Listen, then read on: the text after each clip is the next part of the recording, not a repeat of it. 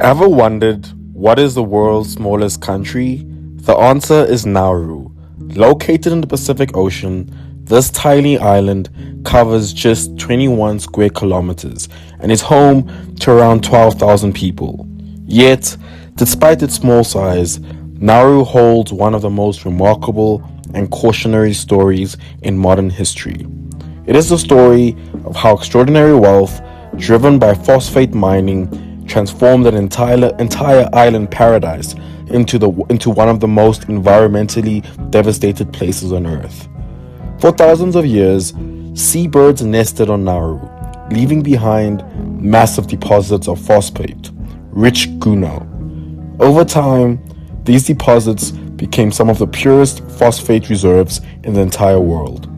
Phosphate is a valuable ingredient used in fertilizers, helping farmers grow crops and feed growing populations.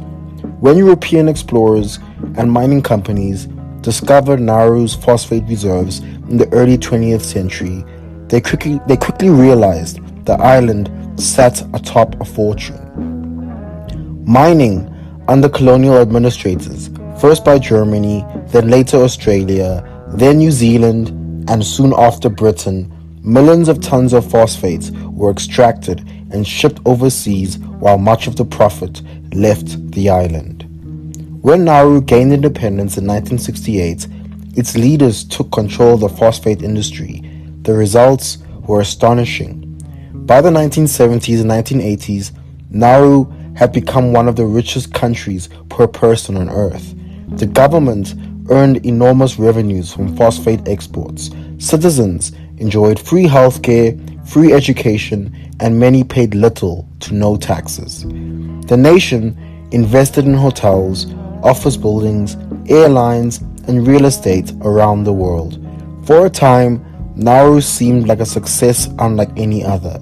But beneath the prosperity, a problem was growing. The island's wealth depended almost entirely on one resource. Phosphate mining required stripping away the island's surface layer. As decades passed, the process removed much of Nauru's interior landscape. Towering limestone pinnacles were left behind where fertile land once existed. Forests disappeared, native ecosystems were destroyed, and wildlife habitats vanished. Today, roughly 80% of Nauru's land has been rendered unsuitable for agriculture, housing, or natural regeneration without extensive restoration efforts. What was once a lush tropical environment became a barren landscape resembling a rocky wasteland. The environmental damage was so extensive that much of the island's population was forced to live along the narrow coastal strip surrounding the devastated interior. As phosphate reserves declined, so did Nauru's income. Many of the overseas investments made during the boom years failed or were poorly managed. Government spending remained high while revenue fell. By the late 1990s and early 2000s, Nauru faced severe financial difficulties. The country that had once ranked amongst the wealthiest in the world found itself struggling with debt and economic uncertainty. The island had spent much of its natural wealth without creating a sustainable long-term economy. In recent decades, Nauru has worked to rebuild its economy through international partnerships, fishing rights, and other sources of revenue. At the same time, efforts have been made to rehabilitate some of the mined areas through restoration efforts. Climate change presents an additional threat. Because most residents live along the coast, rising sea levels could further endanger the island's future. Despite these challenges, Nauru's people continue to adapt and seek new opportunities for future generations. Nauru's story is more than a history of a small Pacific island. It serves as a powerful lesson about the management of natural resources.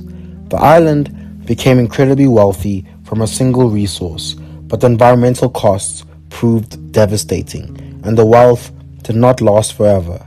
Today, Nauru stands as a reminder that economic growth and environmental stewardship must go hand in hand.